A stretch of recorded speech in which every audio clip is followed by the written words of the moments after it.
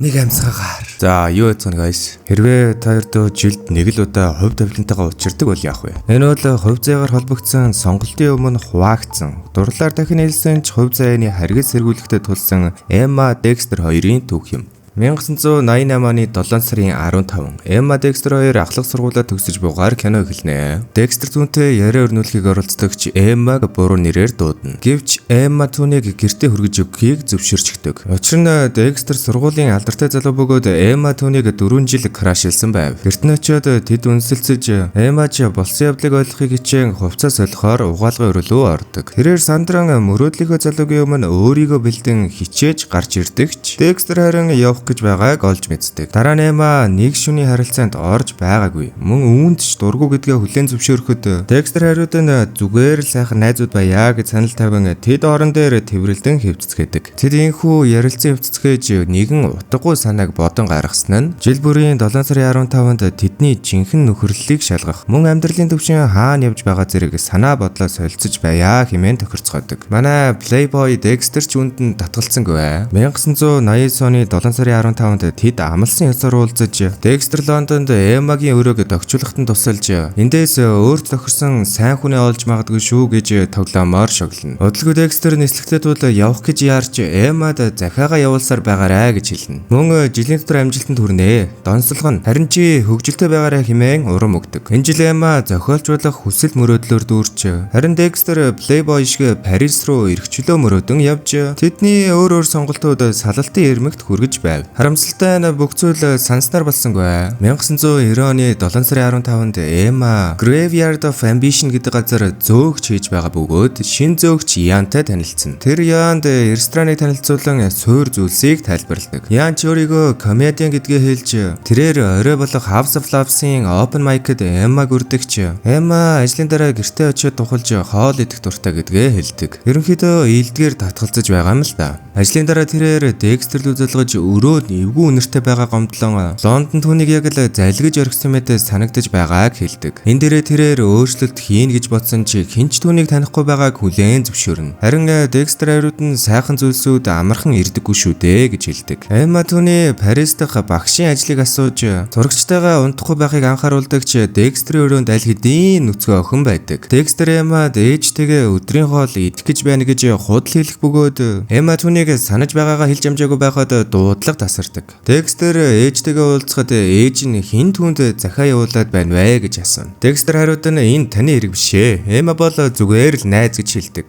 Тэд автаа нь уулзахаар явах замдаа ээж нь маргааш түүнтэй өдрийн хоол идэхийг хүсэж ярилцах зүйл байгаагаа хэлнэ. 1991 оны 7 сарын 15-нд Декстер Эммагийн ажилтны газар очих төдийгүй Эммагийн нүдэн дээр өөр охинтой үнсэлцдэг. Эмма атаархангүй эсвэл хардангуй хэдэн үг шийдэхэд Декстер зүгээр л үнсэлцчтэй өөр зүйл байхгүй гэж тайвшруулмаар айддаг. Эмма ажил нь менежерийн албан тушаал санал болгосон. Мөн тэд намайг доктор суршилтай ажиллахыг хүсэж байгаа гэдгийг тайлбарлана. Харин Декстер түүнийг амьдралаа дими үрж байна гэж үзээд ажилласаа гарах талаар зөвлөдөг. Тэрээр үргэлжлүүлэн шүлгүүдийн талаар асуухад Эмма бүтлгүүцэн гэж хэлнэ. Декстер түүнийг ухаалаг, үзэсгэлэнтэй, дур булаам зүгээр л өөртөө итгэх хэрэгтэй гэж урам өгдөг. Мөн Эммад амралт дутагдж байгаа. Дараа жилийн уулзтаараа хамт аялье гэж санал болгоход үүнд нь Эмма эргэлздэг. 1992 оны 7 сарын 15-нд Эмма Декстер хоёр эцэст нь амралтанд явна. Эмма түүнд 3 дүрмийг баримтлах ёстойг хэлж үүнд нь тусдаа өөрөө тэврэхгүй, сэдэгнэхгүй гэдэг. Далайн эрэг дээр ирэхэд Декстер нарны тос нуруунд нь түрхэж өгөхийг санал болгосноор романтик мөч үсгч Эмма хэд ойртохгүй тулд усанд орохоор явна. Дараа нь тэд энэ далайн эрэг нүцгэн наран шарлагын газар гэдгийг олж мэддэг. Учир нь нүцгэн хүмүүс мах шарчсан байж идэг. Декстер нүцгэлбэл илүү тухтаа гэж боддогч Эмма татгалздаг. Учир нь Декстер одоогоор найз бүсгүйтэй, тиймээс дүрмийг баримтлах ёстой гэж хэлнэ. Оройн тэд гадуур суух бөгөөд энэ үед Эмма түүнд сэтгэлтэй, мөн крашилдаг байснаа хүлээн зөвшөөрөхөд Декстер аль хэдийн мэдэж байсан гэдгээ хэлнэ. Эмма түүний хувь хүнийг нь таньсныхаа дараа сэтгэлтэй байхаа болсон гэж хэлэхэд Декстер гадуур алхахыг санал болгож тэд алхацгаадаг. Удалгүй Декстер нүцгнээрээ ус руу үсэрч Эммаг чөлөөтэй байж нэгдэхийг өрдөг. Эмма дүрмээ баримтлахыг хүссэн ч эцэст нь ер нь яасан ч яадын хэмээн бодож ус руу орж тэд хөгжилцдэг. Декстер анх уулзсан мөчөөс хойш түүнд татагдсанаа хэлдэгч Тэд зүгээр л зугаалж амралтанд явж дотн харилцаатай найзууд байж болно гэж хэлэхэд Эмма харин эсэргүүцэн татгалздаг. Эмма гайхалтай сэтгэл хөдлөлөөр Декстрийн толгойг ус руу дардагч энэ нь Эмма хичнээн их гуниглаж байгаагаа харуулахыг хүсээгүй үйлдэл байлаа. Энэхүү ярилцаж байх хооронд Декстер хувцсыг нь хоёр хүүхэд аваад зугтаж байгааг харж араас нь гүйдэг. Тэрээр хогийн савнаас нилонон уутавч бие галахлаад хүүхдүүдийг хөөхөд эргэн тойрны хүмүүс шоолон инээлцдэг. Эмма ч даашин за өмсөд түүн дээр очиж за зүгээр дээ дотор хувцсыг чи олж өгнө гэж тоглоом шоглоом болгодог. Тэд шүнжэнгөө нэг орон дээр унтаж дүрмээ зөрчдөгч аль аль нь огтхонч тоодоггүй. 1993 оны 7 сарын 15-нд Декстер одоо нутгийн алдартай нэвтрүүлгийн хөтлөгч болж зугаа цэнгэлд хэтэрхий автаж анх удаа Эммагийн тавьсан 4 дахь жилийн 7 сарын 15-ны уулзалтанд алгасалт хийдэг. Тэрээр согтуу байдалтай Эмма руу залгаж уучлалт хүссэн чи архины хүчтэй үнэр нь утсаар дамжин сонсогдож байна уу гэлтээл байдаг. Эмма эсэргээрээ уурлангой биш харин санаан зовж байв. Эмма түүнийг удахгүй гэртээ харина гэж амлалт өгүүлдэгч нэгэн эмэгтэй тасалдуулж түүнийг гайхалтай алдартай гэж хэлэхэд Декстер үдшилгээ үргэлжлүүлдэг. 1994 оны 7 сарын 15-нд Декстер хэд их зугаа зинглээс болж бараг л аригчин болж хор тавдартай үхлээ хүлээж буй ээж дээрээ очдог. Тэр энийг Эммагаас гэж ээждээ бэлэг өгөхөд энэ нь ном байдаг. Ээж нь хариуд нь Эммаг богино роман бичдэг талаар хошигддог. Декстер ээждээ шоугаа үзүүлэхэд ээж нь дараа үзьегээд унтраана.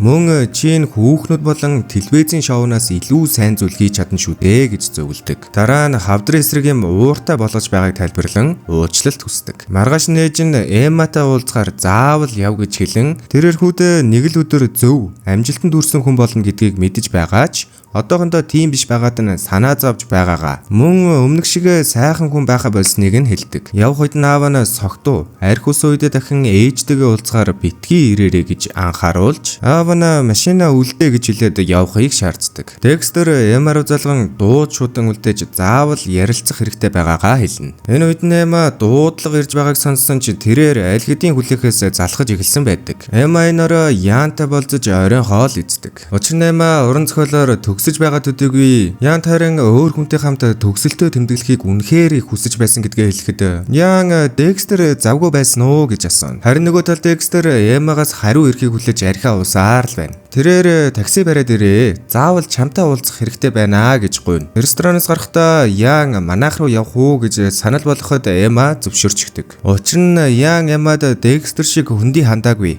Мөн яг байгаагаараа түүнийг халамжилж үнэнч байсанд нь Эмма жоохон татагдчихдаг. Ингэж л Ян Эмма хоёрын романтик харилцаа эхэлнэ. 1995 оны 7 сарын 15-нд Эмма Ян хоёр үерхэж баяртайгаар хамтдаа ажилдаа явдаг. Декстрийн аав түүний ажилдаг телевизэд очиж түүний найз бүсгүй Сүкидэд танилцдагч түүнд огтхонч таалагддаггүй. Сүки ааваас нь эхнэрийн талаар асуухад нас барсан гэж хэлдэг. Аав нь явахдаа Декстер тандан сонин нийтлэлүүд юу гэж бичиж болно. Тоогоод хэрэггүй шүү. Хэрэг болвол хэлээрэй. Би гэрээсээ чамайг үзсээр л байх болно гэж хэлээд явдаг. Декстер сониг шалгахад түүнийг телевизийн хамгийн дургүй хөргөм эргэж нэрлсэнийг хараад Эмма руу залган энэ тухай ярилцдаг. Тэрээр Эммад өнөөдөр уулзах өдөр гэдгийг сануулan Эммаг машинаар авах санал тавихад Эмма илдгээр татгалздаг. Учир нь Эмма одоо дунд сургуулийн багш болсон бөгөөд хүүхдүүдийн ур чадварын үзүүлэлтэд тулгарч цаг завгүй ч байв. Гэсэн ч Декстер Эммаг өөртөө хамт байх нь илүү дээр гэдгийг хэлсээр л байдаг. Гэхдээ Эмма дараа жилийн 7 сарын 15-нд уулзъя хэмээн хэлдэг.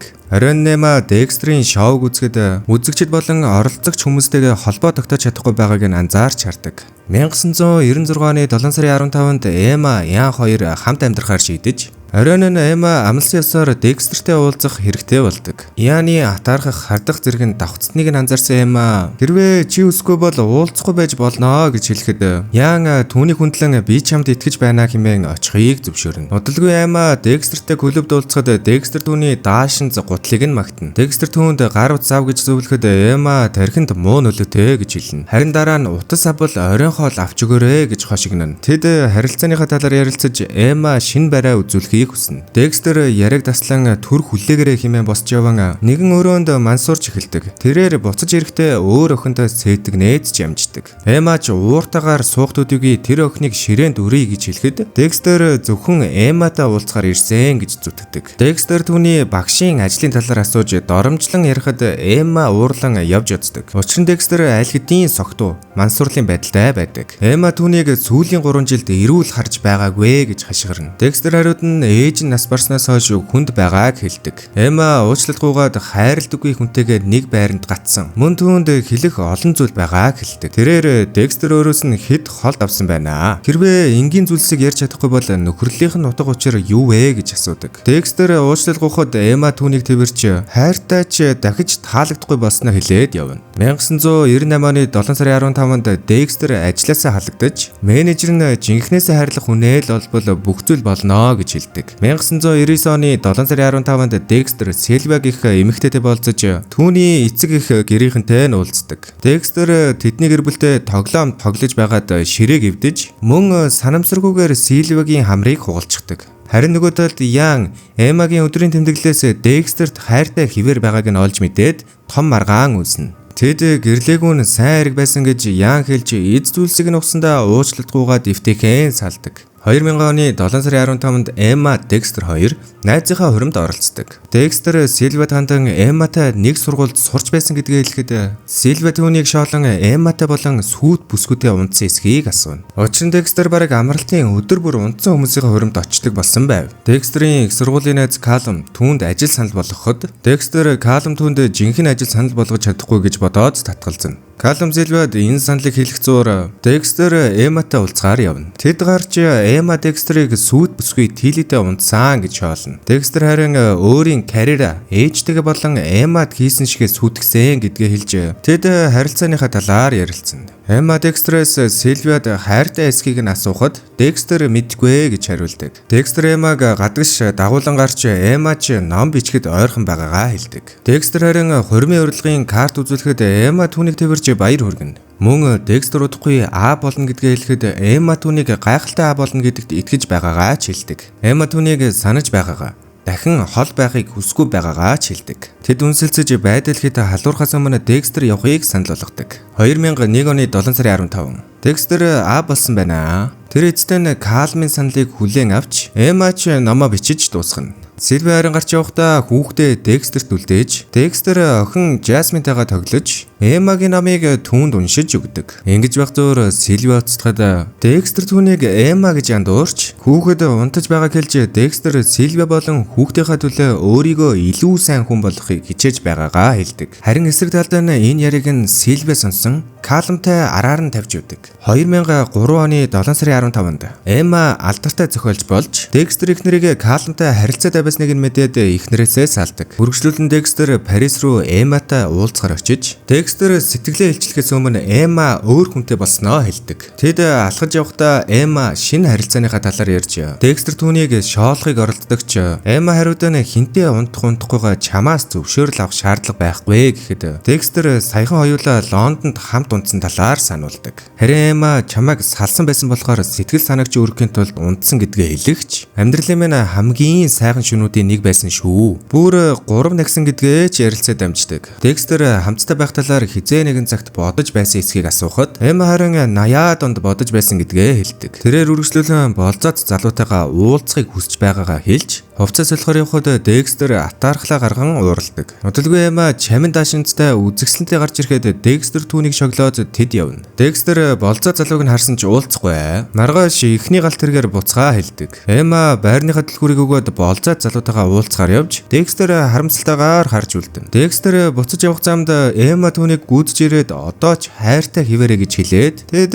үнсэлцэж эхэлдэг. Тэрээр үргэлжлүүлэн Декстерийг өөрийг нь хуурвал эсвэл араар нь явбал алнаа гэж сүрдүүлэхэд Декстер хизээж тэхгүй гэж тангаргална. 2004 оны 7 сарын 15-нд Декстер хорим дээрээ хэлэх үгээд автаж, Эмма түүнийг нь булааж үзхийг хүснэ. 2005 оны 7 сарын 15-нд Эмма Декстер хоёр гэрэлсэн байна. Тэднийг үнсэлцэн тэрвэрлдэж байхад Сильва тасалтуулдаг. Учир нь Декстер охин Жасмины асран хамгаалтыг хамт хуваалцдаг бөгөөд Сильва түүнийг авчирч өгнө. Удалгүй Эмма Декстерээс хүүхэдтэй болохыг хүсэж байгаагаа хэлж тэд оролдохоор шийднэ. 2006 оны 7 сарын 15-нд Эмма би жирэмсэн болоогүй байгаа гэж хэлэхэд Декстер хариуд нь дахин оролдож болно шүү дээ гэд тэд ажлынхаа дараа уулзаж ярилцъя гэж тохиролцсон. Ажлын дараа Эмма усан цэлээд Декстерт замдаа явж байгаагаа дууд мессежээр үлдээн. Харамсалтай нь гэртээ дугуйтай харж байх замдаа ачааны машинд мөргүүлж газар дээрээ нас барна. Жохон солонгос кино шиг болчихж байгаа юм л та. Декстер түүнийг хүлээж байхдаа дууд мессежийг нь сонссоор байдаг бөгөөд Эммаг нас барсныг нь мэдээд маш ихээр гашиг үздэг.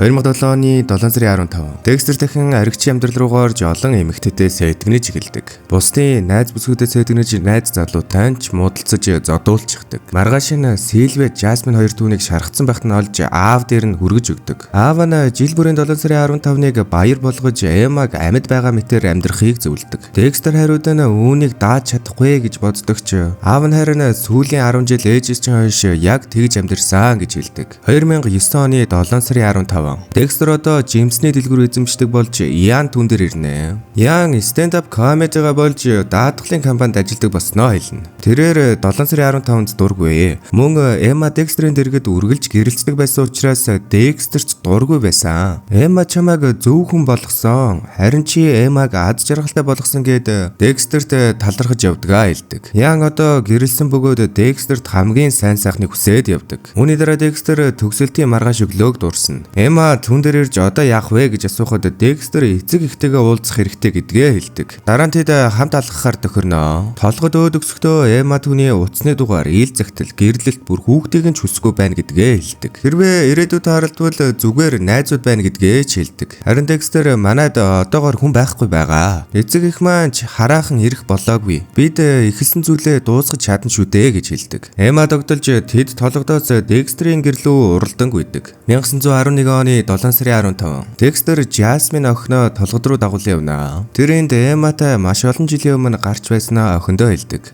Жасмин түүнийг санаж байна уу гэж асуухад Декстер хариуд нь тийм ээ, мөн миний хамгийн сайн найз байсан гэж хариулдаг. Мөн одоо Жасмин чи л миний хамгийн сайн найзаа гэж хэлэхэд Жасмин хариуд нь ээж л миний хамгийн сайн найзаа гэж хэлдэг. Энэ үед Декстерийн сэтгэл нээгүүрхэж өөрийгөө тийм амар хүн гэж юу хэмээн асуухад Жасмин хариулахгүй жихвчээ зүүн та өөрөө хэн гэдгээ мэддэг шүү дээ гэж хэлнэ. Декстер харин дурсамжаа үргэлжлүүлнэ. Тэд толгодоос гүйж ирэхэд Декстерийн эцэг их буцаж ирэхдээ таарчдаг. Эмма ч би явсан дээр байх гээд мэндэлчгээд холдож явна. Декстер харин араас нь гүйж очиод утасны дугаарыг нь асууж эцэг их нь гинэд буцаж ирсэн уучлалтгүйла. Харин Эмма түүнд өөрийн утасны дугаарыг өгч үргэлжлүүлэн үнсээд баяртай гэж хэлээд явснаар кино маань дуусна.